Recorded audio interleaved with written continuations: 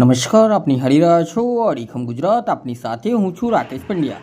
મહારાષ્ટ્રની મ્યુનિસિપલ ચૂંટણીઓમાં ભાજપ ગઠબંધન પ્રચંડ વિજય તરફ આગળ વધી રહ્યું છે. ભાજપના પ્રચંડ વિજયના સમાચાર મળતા જ આ ઐતિહાસિક વિજયને વધારવા માટે મહીસાગર જિલ્લાના મુખ્ય મથક લુણાવાડા ખાતે જિલ્લા ભાજપ દ્વારા ભવ્ય વિજય ઉત્સવનું આયોજન કરવામાં આવ્યું હતું.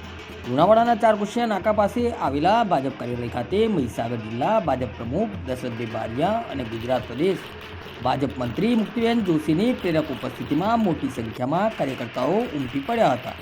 કાર્યકર્તાઓએ કેસરી ખેસ ધારણ કરી ભારત માતા કી જયના નારા લગાવી અને ફટાકડા ફોડી સમગ્ર વાતાવરણને ઉત્સાહમય બનાવી દીધું હતું.